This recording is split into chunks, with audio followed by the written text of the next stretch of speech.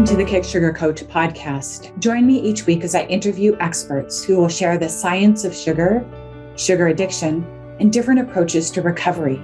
We hope to empower you with the information and inspiration, insights, and strategies you need to break up with sugar and fall in love with healthy whole foods so you can prevent and reverse chronic disease, lose weight, boost your mood and energy. Feel free to go to my website for details on my coaching programs and to access free resources, kicksugarcoach.com.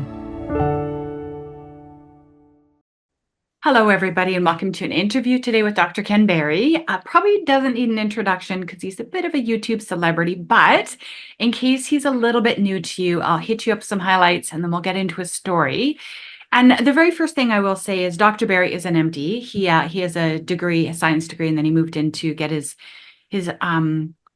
MD certification, and he practiced as a traditional medical doctor in Tennessee. And then in around the year 2000, there was a pivot.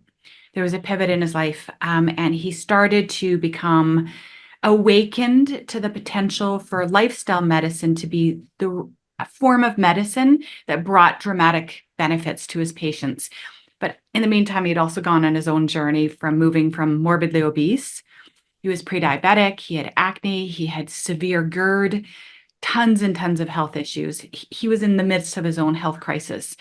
He was telling me that he was a bony kid, skinny little kid, couldn't gain weight until his early 30s, where his food addiction, his ultra-processed food addiction caught up with him. He was stressed, he was in scrubs all the time, he was an ER doctor, right? Like residency is brutal on doctors, and it all caught up with him. And, at 297 pounds, he realized, I'm sick and I'm a doctor and something needs to give here. So welcome, Dr. Berry. Thank you so much. Thanks for having me. So do you remember what inspired you to become a doctor? I've wanted to be a doctor for as long as I can remember. When I was a kid, all my favorite shows were Trapper John MD, MASH, Quincy, every medical show that I could watch. That was always my favorite shows, and never really considered anything else except for being a Navy pilot. I thought about that for a second and just didn't appeal to me. So medicine's where it's at for me. That's my original passion, my original love is medicine and the practice of it. Incredible. So I have asked every doctor I have ever interviewed that question, and 99% of them have told me when I was a kid, I knew I wanted to be a doctor. There is zero doubt in my mind it's a calling. Yeah, I agree. And there for a brief period of time in my teenage years, I started having severe migraine headaches. And I'm like, well, I can't be a doctor if I have to get 8 hours of sleep every night and, and never can stay up late.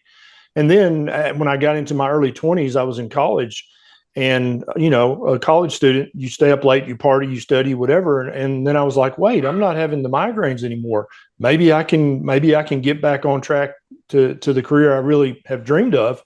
And so then I gave it another shot, and it turned out it worked just fine. Amazing. So you get into medical school, you're pumped, you did it, you got there, you busted a butt to get there, and you get accepted. And then you come out and you're starting to practice. What inspired that pivot? Was it just your own personal health crisis, or was there a disillusionment happening about how effective you were as a doctor?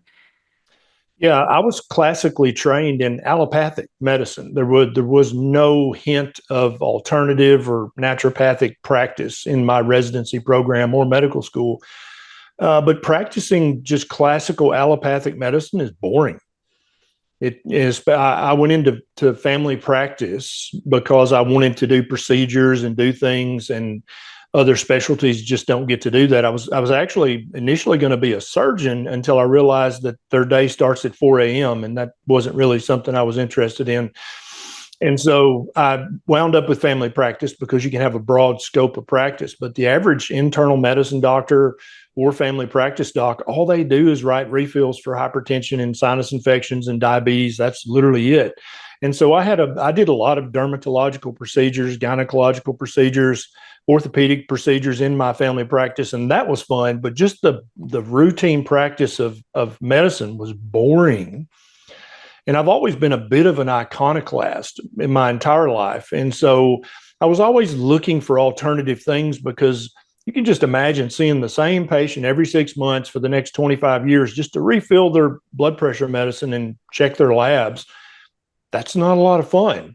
And so I was always kind of looking, I wonder if there's some tweak I could make that would help their blood pressure, some dietary tweak, some lifestyle intervention, some herbal. I studied deeply in herbal medicine just on my own, not as part of my traditional training, looking for something, but I could never see anything that really had a lot of signal. And by signal, what I mean by that is if I put 20 or 30 patients on this herb from the Himalayan mountains, when they come back for their 6-month follow-up, has there been any noticeable improvement? Did the patient notice anything? Did I notice any change in the blood work, any change in the blood pressure? And I just couldn't find anything that gave me any meaningful signal in the alternative naturopathic medicine space. Read deeply about all the different naturopathic things, but I just couldn't find anything that made a meaningful difference for my patients until I personally became very metabolically ill, pre-diabetic, severely obese. And in my research, how am I going to fix this? I tried every herb, every supplement, every single thing you can imagine, every diet. I tried the American Diabetes Association diet. I tried a very low meat, you could call it vegetarian, because easily 80% of my food intake was plants. None of that stuff gave me any meaningful signal in my own personal health. It was only when I discovered paleo, primal, lower carb, more meat centric, then I was like, oh yeah, I'm losing weight. Oh, my A1C is coming down. Okay, good. And so then I thought, well, I'm going to put my most morbidly obese patients, my most severely type 2 diabetic patients, because at that time, I only thought this was a weight loss hack and a blood sugar hack. I didn't really know anything about being in ketosis or eating a very uninflammatory or eating very, very low carb. I didn't know anything about that. I just knew I'd lost weight and my A1C got better. So I picked all my patients who had a BMI of above 35. I'm like, I'm just going to tell them about this, because all my patients were like, hey doc, you look great. You've lost weight. I can tell you look happier. You look like you feel better. And so I would be like, yeah, I'm just trying to, eat less and move more or something to the normal patients. But to these people with a BMI over 35, some of which were trying to get approved for bariatric surgery, right? Because they were so severely obese, I would say, this is what I've been doing. You should try this for 3 months or 6 months and see what it does for you. Well, remember earlier I was talking about signal back from my patients. When those patients would come back for their 3-month or 6-month checkup, significant signal. They'd lost 20, 30, 40, 50 pounds. Their A1C sometimes, 11, 12, 13 had come down, not 2 or 3 tenths of a percentage point, but 2 or 3 points, full points on their A1C. That's a huge signal, right? And I'm like, oh, okay. So not only does this diet help them lose weight, but it immediately makes their ability to control their type 2 diabetes much, much better. And also I had a few patients with type 1 diabetes, because it's much less common than type 2. And even them, they would drop several points off their A1C. And they would report, hey, I can't use nearly as much insulin. And that's how they would put it. I can't use nearly as much insulin when I'm eating this diet you recommended. Now I look at it as they don't need to use. They get to use less insulin. But back then, it's like if I use as much insulin as I normally use, I get very low blood sugars on this diet you recommended. And so that was the biggest signal I'd ever seen in any intervention that I'd ever recommended as a doctor. And I'm including all surgical procedures and all pharmaceutical interventions as well. this low carb diet, this meat centric diet that I was recommending, I was getting more signal back from my patients than any prescription drug I had ever put a patient on. Because the average drug for type 2 diabetes will lower somebody's A1C anywhere from 2 to 5 tenths of a percentage point. If it dropped their A1C from 9 to 8.5, I was like, oh man, that's a great medicine. But this diet was dropping them from a 10 down to a 7 in just 3 months. I'm like, that's huge. Why are more people not talking about this? And I kept researching, and I came upon ketosis, started reading the research, of which there's a lot about being in ketosis and the benefits of that. And then I started to hear about this carnivore diet trend where people were just eating meat and eggs only, nothing else. And I received very little training in medical school about human nutrition. I got a little, but it wasn't anything to brag about. And I'm like, well, how can you get all your vitamins and minerals? I just assumed you had to eat the rainbow, all these plants, all these fruits and vegetables to get all the nutrition that you need. But lo and behold, when I kept looking into it, it's like, wow, meat has a lot of vitamins and minerals. I didn't realize that. I thought it was just saturated fat and protein. I didn't realize that it had all this other stuff in it. So then I started to recommend this low carb, meat centric diet to any of my patients because I kept reading research about how it improves mood, reverses fatty liver, can completely reverse type 2 diabetes. Metabolic syndrome improves, triglycerides improve, blood pressure improves. I'm like, well, okay. And so now I've come to the epiphany that there's not a patient that I should not put on a very low carb, meat centric diet. There is no such patient. And so I started calling it a proper human diet because I feel like the keto diet, that term has such connotations that come with it. It has so much baggage because so many people try to sell keto products. They try to, sell keto supplements, but let's just call it what it is, a proper human diet. And over the years of researching this and practicing this way, I've come up with a set of 11 principles of a proper human diet, which we can talk about if you think it would help your viewers. But there is no other dietary intervention that I've ever seen that has this degree of positive signal in improving patients' health. And so you'll sometimes see a social media post about, a vegan diet improves type 2 diabetes. But if you go look at the study, the vegan diet did improve their lab results. But never have I seen a documented case of somebody reversing type 2 diabetes with a vegan diet. I've yet to see that. I keep asking people, and they're like, my vegan diet controls my type 2 diabetes very well. Well, what do you mean by controls it very well? What's your A1C? And invariably, it's 6.4. Maybe it's 6.1. Usually, it's right at 6.5, which most doctors would say, that's well controlled. But that's not my definition of well-controlled. My definition of well-controlled type 2 diabetes is having a normal A1C. And you cannot get that. At least I haven't seen the research that shows that you can get that from a vegan diet. And so many things went into this. I can't tell you how many books I've read. I've got every book that T. Colin Campbell ever wrote. I've got many books that Ansel Keys wrote. I've got books from so many different vegan and vegetarian authors. And yes, I think a vegan diet is less bad than the standard American diet. But that doesn't make it the best diet. It doesn't make it the proper diet for human beings. But I concede that a vegan diet is less bad than the standard American junk diet. Yes, absolutely. But it's not going to get you where you ultimately want to be, which is optimal health. Yeah, and I think probably just for transparency, I think that I haven't worked with 20,000 clients. You're a doctor, you've 20,000 patients have come in and out of your offices. That is stunning amounts of frontline experience working with people, their bodies, their health and diet. Although that said, I do believe that the vegan diet can be deeply detoxifying. Mm-hmm. I think it can do miraculous, wonderful things, but Mm-hmm. potentially not long term, because almost everyone I know has had remarkable transformation by eating simple, clean, fresh, lots of fresh, raw fruits and vegetables. Yep. I've personally seen people have massive transformation, but I've also seen them down the road say, it was so funny. One day I woke up and I just wanted some salmon.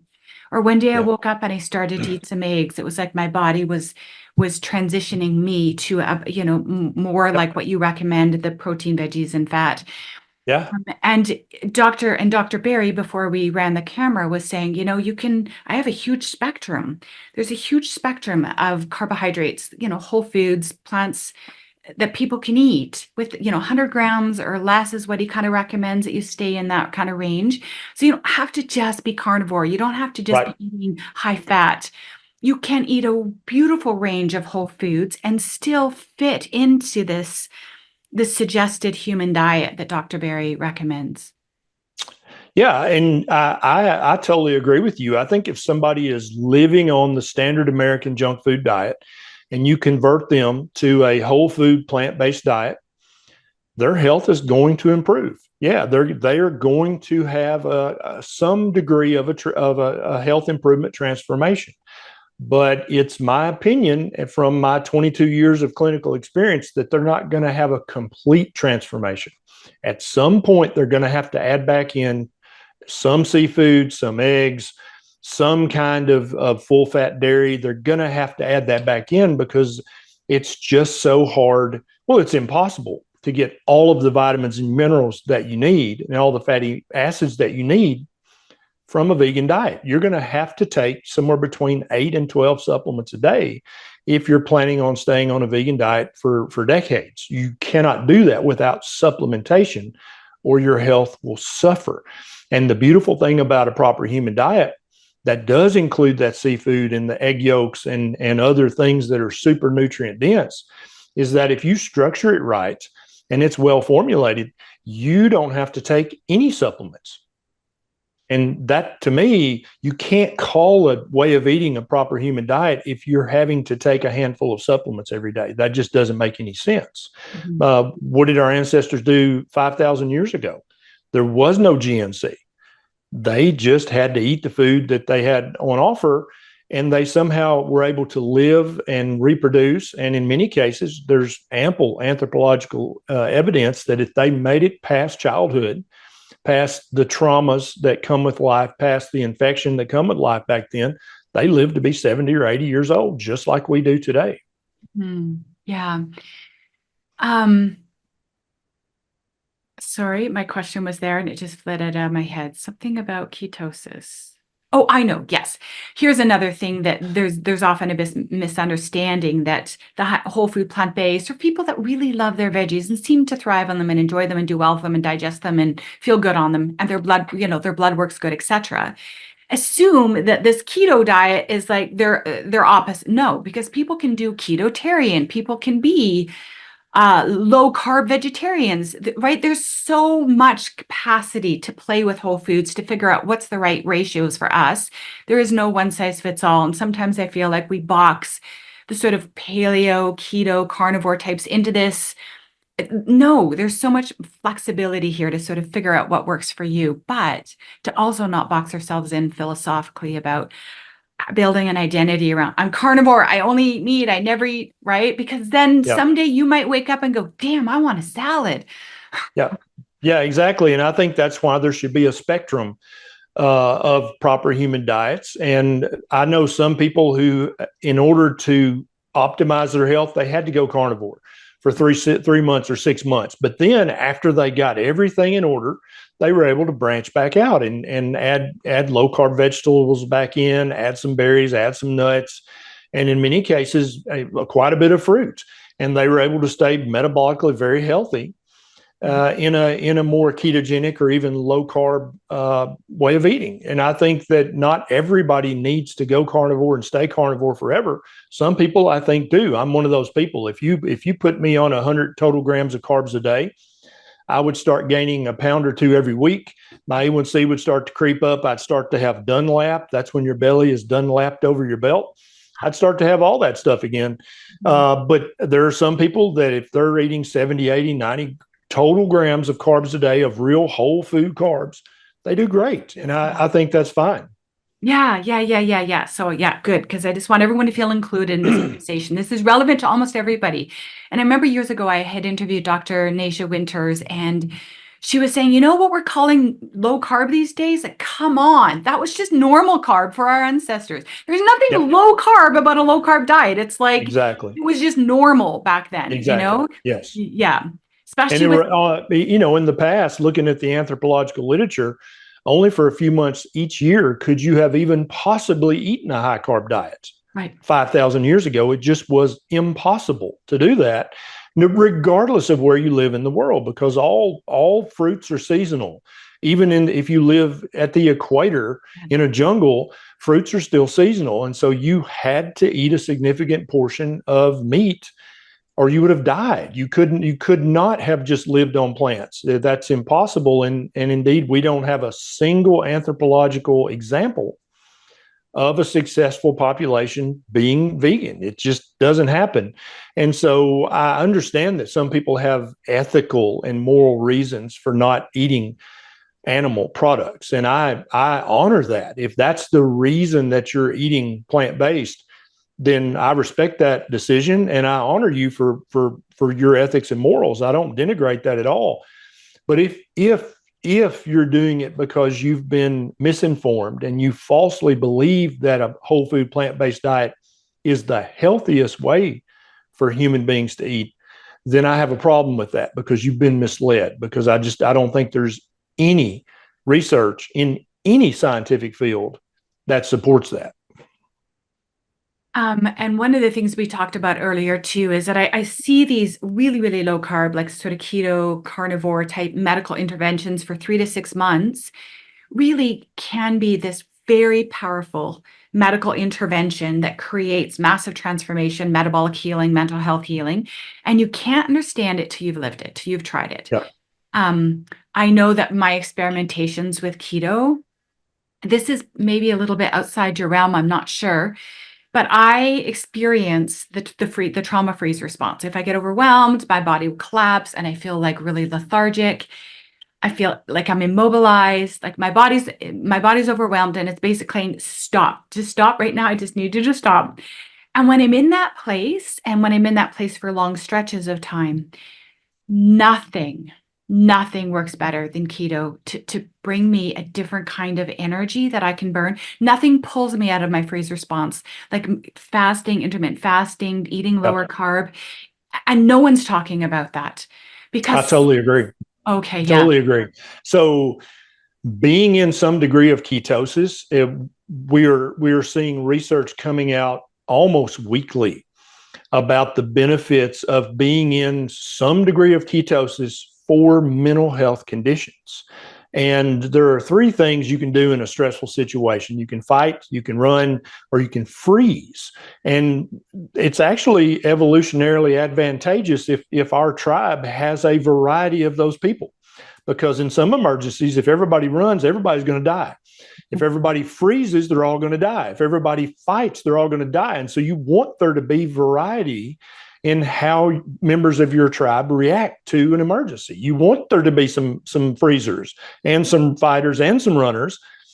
But many people think, oh, I'm a freezer, or I'm an anxious person, or I'm just a depressed person, until they try some version of a ketogenic diet that puts them in some degree of ketosis. And I would also argue remove some of the inflammatory food-like products that they've been eating in the past, which keeps their brain inflamed.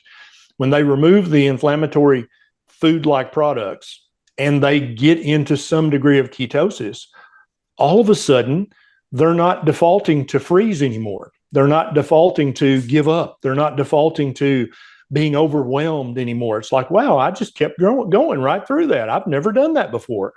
And so I think a lot of, we tend to own what we've done in the past. Like, oh, I'm just an anxious person. I have a depression disorder, I'm a freezer. I don't perform well in urgent or emergent situations. That may not be true. Actually, you may have always reacted that way because of the inflammation and never being in ketosis. You may actually be a fighter and you just don't know it. Or you may actually be somebody who can rise to the occasion, although you currently don't believe that about yourself. It comes down to feeding your brain the nutrients that it needs, removing the inflammatory agents, and being in some degree of ketosis. You find all of a sudden I'm able to rise to the occasion. Wow, that's amazing. It really is. Like, I know this probably sounds unreal. I've lived this. I'm watching this in my own practice. And as I'm researching and studying trauma, I think this is like one of those moments where you just want to like shout it at the rooftops. Like, so many of us are living in high functioning freeze. We're overwhelmed. We're chronically stressed. We've got this part of our system that's shut down, but in survival mode. And the power of nutrition to heal metabolic health and mental health issues we're talking about, but the power of nutrition to help us have enough of the right kind of energy to meet the challenges of life and to feel like I can handle this, I can do this, is you have to live it to believe it. Like, Yeah. yeah. I totally agree. Totally agree. And I've seen this we have a private community. We have thousands of people in there, and many more and more people every day are coming for the mental health benefit of low carb, keto, ketovore, carnivore. That's the full spectrum of a proper human diet. And we see reports of this all the time. I used to be that wallflower who I thought I was shy. I thought I was introverted. I just thought all these things about myself. But now that I've been in ketosis for most of my days, suddenly I'm this gregarious, outgoing. It's so weird. It's like I don't even know who I am anymore, but in a very good way. And I see that all the time. We hear that feedback constantly, a very huge signal in the mental health space for feeding your brain the food it needs and removing the inflammatory offending agents and being in some degree of ketosis. It's so powerful that anybody suffering from any kind of mental health issue, you don't know what benefit you could reap from this until you try it for 3 months. Totally, absolutely. And for those of us that are on the ultra processed food spectrum, addiction spectrum, where if we have a little, we get cravings and they annoy us until we give in and then we feel bad, like, oh man, I know this stuff's bad to eat. Like, what's wrong with me? And we're stuck in this cycle of trying to override the cravings, the predictable cascade of events that happens after we consume a substance that triggers our bodies and inflames our bodies. Well, when you take a complete break from all of those foods and you have, what Roxana, my co-host, calls blissful satiety. Yes. There's It's a just, brilliant way of putting it. it's such a brilliant way of putting it. It is a blissful kind of satiety that you cannot understand when there's your carb ratio is over the line, whatever that line is. For some of us, it's 0 for short stretches. For some of it's 0 long stretches. For some of it's 50. For some of it's 100. What is somewhere on that spectrum. But what I found for me is that there were stretches in my life, all the experimentations I've done with my own meal plans, that if I was eating enough carbohydrate to not be in ketosis, but not enough carbohydrate to actually have enough sugar to burn, I was in this like purgatory hell, exhausted. Like, I'm like, this isn't working. It's like the best possible diet I can think of. And the light bulb went on, like, you are not eating enough carbs to be a carb burner. Yep. And you're not in ketosis. So take your pick. And what I realized and I did a 90-day perfect whole food plant-based experiment probably about a year ago. And I just was exhausted all the time. And I realized there's just not, I wasn't eating the really fast burning sugary stuff. It was all the good stuff. And for my body, I wasn't getting it. It would be all zingy and alive and full of energy on the sugar, but it just, anyways. So everyone has to play with what those ratios are. And you brought up something, Florence, about sugar addiction, food addiction. And I think, let me just be very clear about this. I think sugar addiction and carbohydrate addiction is absolutely real. But what you're seeing in mainstream media is you're seeing the same muddying of the water as we saw, for those of us old enough to remember, back when we were holding congressional hearings about cigarettes. Is nicotine truly habit forming? And some of your listeners may remember the congressional hearing when the CEOs of every major tobacco company said, I do not believe that nicotine is addictive. So they said that under oath, knowing the full time that was absolutely false. So what I want people to understand is sugar addiction is absolutely a real physiological phenomenon. And the waters are currently being muddied by the big food manufacturers. They're using the exact playbook that big tobacco used to say, well, I don't know, cigarettes may be bad. I think you can smoke in moderation. I don't know. We scientists don't know if nicotine's really addictive or not, because if you introduce that doubt, then people with the sugar addiction, what are they going to cling to? They're going to cling to, oh, well, the experts don't even know if sugar addiction is real or not. That's probably baloney. I'm just going to eat what I want. That's exactly what big food wants you to do. That's why they introduce the confusion into the conversation, is to give you that freedom, which is not really freedom, but they give you that freedom to say, I'm just going to eat what I want, because nobody can make up their mind. Eggs are good, eggs are bad, eggs are good, eggs are bad. Nobody knows. They're doing that on purpose so that you'll keep eating the highly processed sugar-filled junk that you're addicted to. And so I think one of the biggest steps back towards good health for many people, millions of people, is to look in the mirror and say, hi, say my name, I'm a sugar addict, and have that conversation with yourself. And then that opens the door for you to go, okay, what am I going to do about this? Because you phrased it as freedom from sugar, but think about a raging alcoholic. If you said to them, you should be free of alcohol, that doesn't sound good to them. That sounds terrible to them because they're addicted.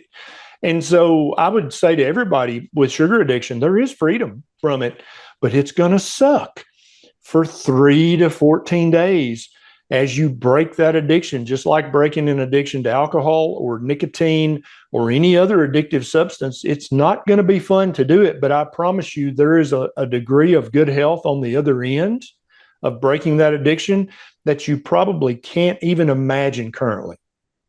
Ah, absolutely. And how can people have some sense whether or not they fall on the addiction spectrum? Some people, it's very easy for them to get addicted to anything. Gambling, porn, cigarettes, alcohol. Other people can take it or leave it, and they would have to literally work a full-time job at becoming an alcoholic. It's just so hard for them to become addicted. But I think most people who have addictive personalities, they tend to kind of know that about themselves. But if you're like, no, I'm not a sugar addict, I can take it or leave it. Well, first of all, realize how many millions of alcoholics have said that over the years. I can take it or leave it. How many smokers? We know they were wrong about that. Maybe you're wrong about that too. The quickest way to know is to just stop eating anything with added sugar in it and too much naturally occurring sugar. Just stop it all for 2 weeks. And if you can truly take it or leave it, then you'll have no problem with that 2 weeks. It'll be a breeze. You won't have any problem. But if you are a sugar addict, about that third or fourth day, whatever your previous habit of choice was, it's going to be calling to you. You're going to be having dreams about it. You're going to be thinking about it incessantly. And then finally, the third, fourth, or fifth day, you're going to give up and eat whatever it was. You're going to get in the car, drive to the store, and buy it and eat it in the car in the parking lot. You're an addict. That's it. And it's okay to be an addict. That's not a bad thing. That's actually a great discovery for you to discover, because once you make that discovery about yourself, now you know who the enemy is. Now you can start to formulate a plan. How am I going to break this addiction? I thought I could take it or leave it. Obviously, I cannot take it or leave it. What am I going to do about that? And that's the first question. That's the first step on the road to great health, is just making that determination. Am I really or not? Try zero sugar for 2 weeks. You'll quickly find out. Absolutely. So the experiment is no sugar, no flour, no Yep. bread, no pasta, no crackers, Yep. no potato chips, nothing. So no refined carbohydrates, no Yep. sweeteners, no Right. stevia, no monk fruit, no allulose, none of it, and Right. no Because alcohol. I wouldn't be surprised if there's not a sweetness addiction as well. I agree. Because we see a lot of people, they go keto, but they're wearing out the stevia and the monk fruit and the erythritol and the xylitol and the allulose. And so I'm not so sure. Definitely there's sugar addiction. Definitely there's highly processed carb addiction. But I'm not so sure that there's not also just a sweet taste addiction. I think so. That when you have that sweet taste in your mouth, it releases endorphins, it mucks with your neurotransmitters. And so I recommend everybody, just even if you're keto now, but you're eating lots of keto cookies, cakes, and pies, you're putting stevia or monk fruit in every single cup of coffee. Let's try to just keep slowly weaning that down. But you're right. I think it's a sweetness addiction as well as a sugar addiction for many people. Yeah. I totally agree. Yeah. So that's the experiment. No alcohol, no sugar, no flour, no Yep. sweeteners, no Yep. alcohol. Yep. 2 weeks. And Yep. if you're like, oh, I kind of miss it, I kind of think about it, well, it kind of looks good, but you're more or less able to do it. You have a pass. So it doesn't mean you don't do a low carb medical intervention so that you can repair your metabolic health and your mental health. But you're the probably person that probably go back and dabble, have a piece of cake every now and then, like have a cookie and get right back on track. You'll be Right. fine. But for the most Right. part, that just isn't who we are. Who anyone on this summit is likely falling on the sensitive spectrum. We're Yes. sensitive Yep. to those carbohydrates, particularly as they're refined. The Dr. Richard Johnson, who really studied a lot about fructose, he says we're actually designed to binge it. We're totally designed to binge it in Mhm. those two, Once a 3 weeks, year. once a Yep. year in the fall. Yep. For those of us in northern hemispheres, because we were fattening up before winter, just like the bears and the squirrels, and right, Absolutely. we were. Absolutely. The sweet gets on our tongue. It says, game on, the fruit's here, binge, fatten up. We got a long 6 months of winter coming, or Yep. maybe Absolutely. less down in Dr. Richard Tennessee. Johnson, he's a great authority on this, and he's absolutely right about that. And let me go back to something you said previously. I love that you include articulately bread, pasta, potato chips, because for a lot of people, those are savory foods. Those are not sugar foods. No, people don't make that connection. But all the starchy tubers, all the starchy grains, that starch is just long chains of sugar. And when you're chewing up that bite of whole grain bread, there's an enzyme in your mouth called amylase that's breaking the starch up into sugar before you even swallow it. And so many people are like, oh, I don't eat sugar. And they think they don't eat sugar, but that's wrong. If you're eating bread and chips and potatoes and carrots and all this stuff, that starch breaks up immediately into sugar and it becomes pure sugar in your body. Totally. And we're so clever. We're so clever. We take off the bran and the fiber and we turn it into white bread and we powder things. And we are so good at figuring out how to give me the best possible sugar blast, because we know Yep. that it really does create this lift of energy until we become metabolically damaged, Yes. insulin resistant, and we need so much of the sugar to feel like we're getting fueled. And at a certain point, we can't even run on that fuel. That's when ketosis can be a game changer, really, Yes. truly. And I will say this about ketosis, I actually don't feel great on really lots and lots of meat. Other people thrive on it. My husband, like, he could eat 2 pounds a day, no problem. He digests it very well. His body, great. Mine, not so much. But I feel fabulous in the fasting. When I go lower carb, I can fast better, longer. And in those windows, there's an indescribable feeling of well-being Yes. that you have to live to believe. Yeah, and also for people who have never gone 2 hours their entire life without eating, most people are constantly grazing. There's also a power to fasting that a lot of people don't believe until they try it, because it's almost like a superpower that I can go all day without eating. Most people who are eating the standard American junk, they're like, I don't even understand what you mean by that. Why would you not eat? Where do you get your pleasure from? To which I would respond, if food is the greatest pleasure of your day, most days, that's a problem. That's not a good thing. That's a bad thing. There are things in your life that you should be deriving great pleasure from, but it's not food. Food is nutrition. It can be enjoyable, of course. We want it to be, but it shouldn't be the pleasure of your day. And for so many people, that's how they get their dopamine hit, is from the high carb snacks and the constant grazing and the high carb meals. That's their pleasure.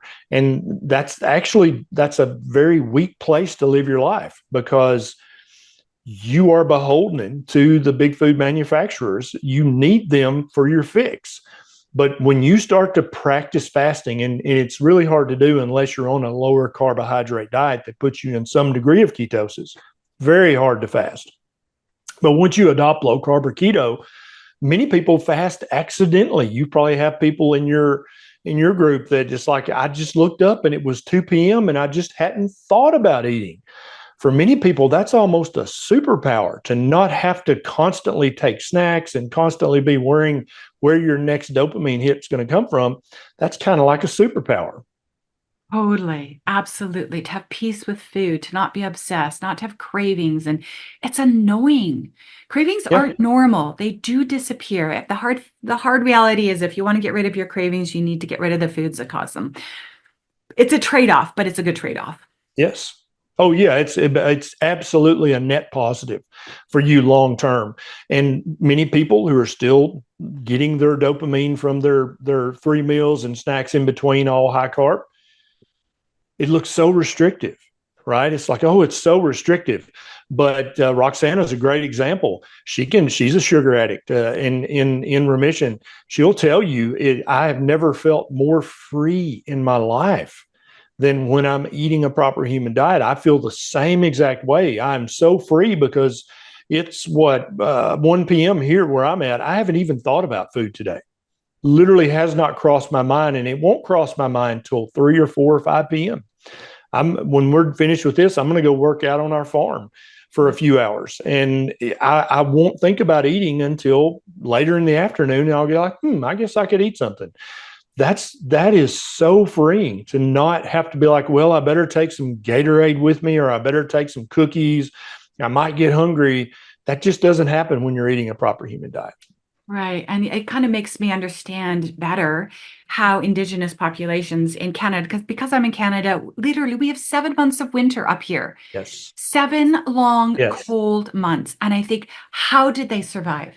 Yes. I get it, right? They had pemmican, they had bison with dried Saskatoon berries, and it lasted, and they didn't need to eat that much.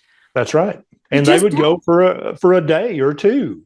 If it was a long hunt trying to feed their family, they would go for a day or two without eating. And it was not the big deal that people in modern society think that is. It's completely doable. People, after a few months on a ketogenic diet, if you said to them, hey, there's an emergency situation, we've got to go do this thing, we're not going to be able to eat for 2 days. If you said that to a group of people eating the standard American diet, they'd be like, I can't go. Mm-hmm. But after a few months of keto or carnivore, all of them be like, yeah, let's go. Let's do this thing that must be done. I can go a day or two without eating. That's not a big deal at all. Mm-hmm. One of the things that drives me a little bit crazy about the carnivore space, I think, is this. That just when you think, okay, I wrapped my head around the idea that I'm going to try the carnivore 28-day detox, this radical elimination diet. Okay, so I'm going to eliminate everything except meat for meat. And then you get into that, and then you hear things like, oh no, but you can't eat chicken, and you can't eat, it only has to be beef, and it has to be like, you have to stand on your head, and you have to breathe through your nose only. And like, you're just like, oh my God, it's like the needle keeps moving. Yep. Can we just eat, as long as it's a meat, is that good enough? Yeah, as long as the meat is not breaded and it's not fried in a vegetable seed oil or cooked in seed oils, I think all meat is fine. Anytime something becomes very popular, like the carnivore diet is currently, you'll have zealots who come out and they'll start making rules, and they'll start, and so then all of a sudden you're not a real carnivore. It's like, this is not a religion. Right. This is not some private club. This is just people trying to eat a certain way and improve their health. I do best on ruminant meat, but I still eat pork and chicken from time to time. I still eat seafood every time it's available. My wife does much better. She could live on chicken and pork and seafood. I've got to have some beef Yeah. or some sheep or some goat or some venison.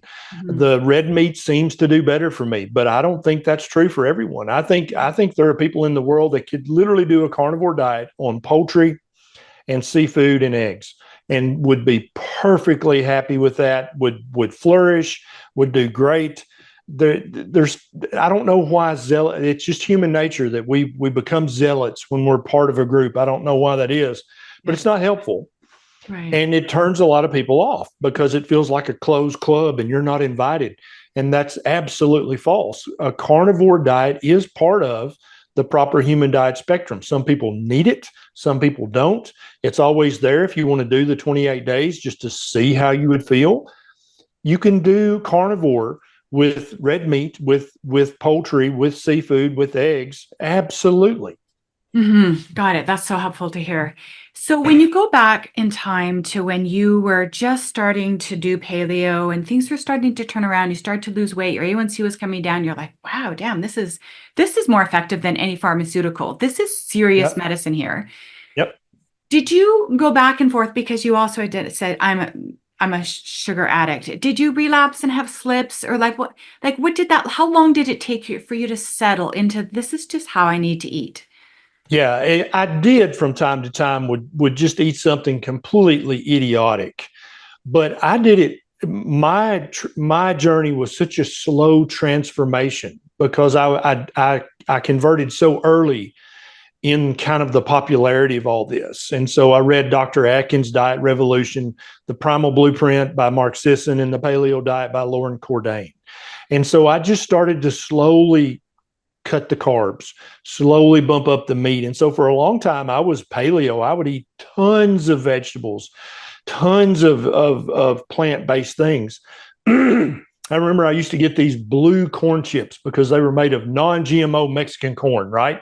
And I would eat a bag a day of those, right? And so, but then my transformation from paleo primal down to low carb and then keto, it was over years. And so I was slowly weaning over those years. And so I didn't have an overnight moment. Like a lot of people, they hear about carnivore and they're like, oh, I'm doing that. And then they start the next day. They're going to, many people are going to have severe carbohydrate withdrawal. And a lot of people call that keto flu or carnivore flu. And but phrasing it that makes it sound like there's something wrong with the diet you're eating. That's not what that is. That's carbohydrate withdrawal. And it sucks just as bad as nicotine withdrawal for many people.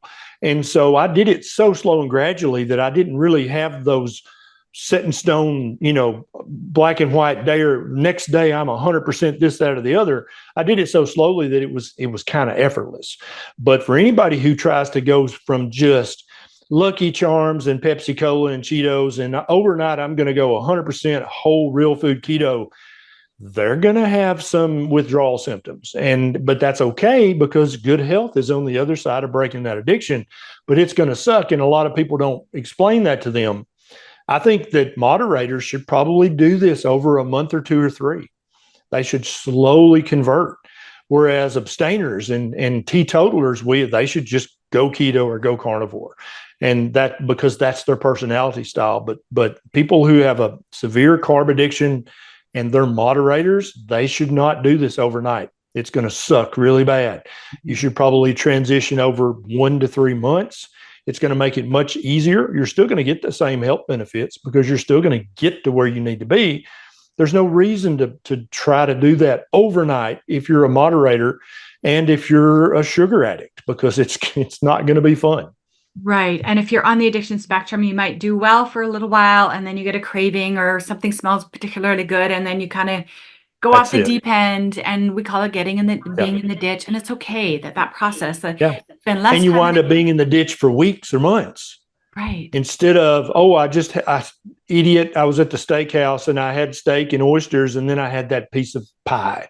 Mm-hmm. And just recognizing that's not a failure in me. I'm not a failure as a person. I just had a piece of pie.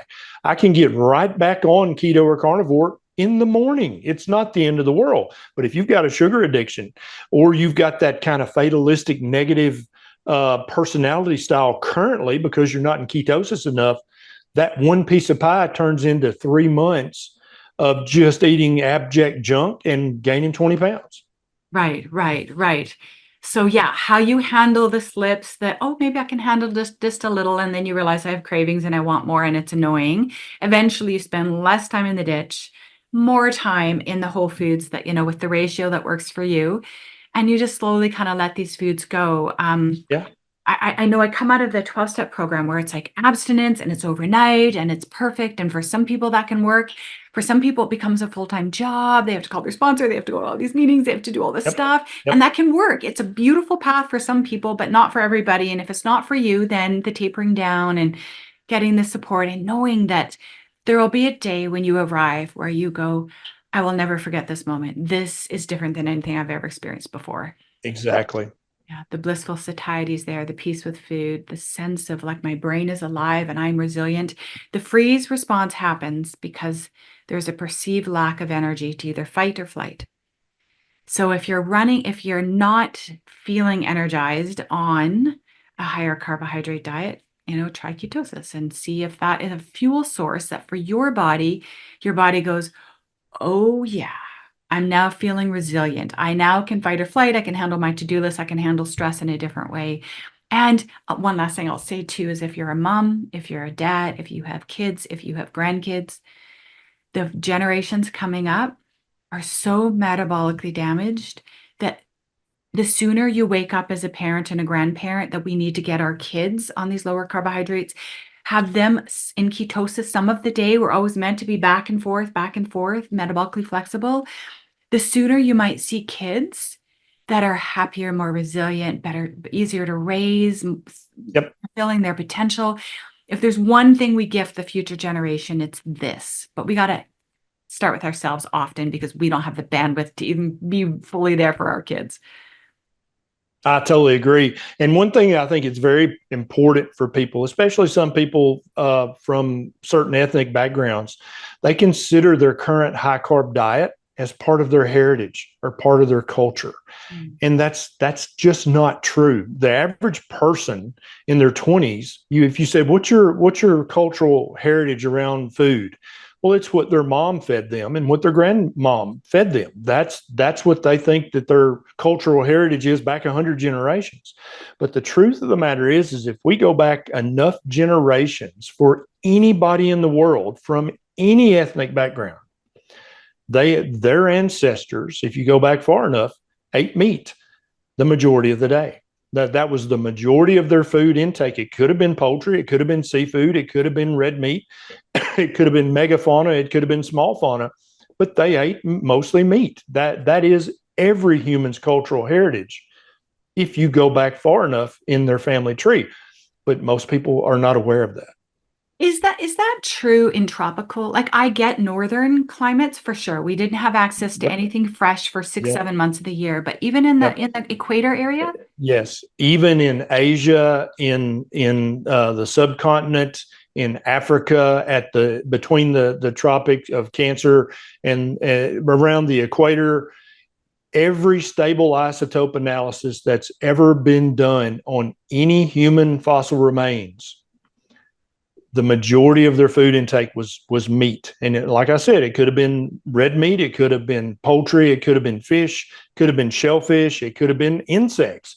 But every single time we've checked that on any population anywhere in the world, greater than 15,000 years ago, right before the agricultural de-evolution, is what I call it, they ate mostly meat without exception. And so, you think about the people of Asian descent, people of Indian descent, people of African descent. You're like, well, no, they eat mostly rice. No, that's only a few generations back. If you go back far enough, all of their ancestors, regardless of religion, regardless of ethnicity, your ancestors ate mostly meat.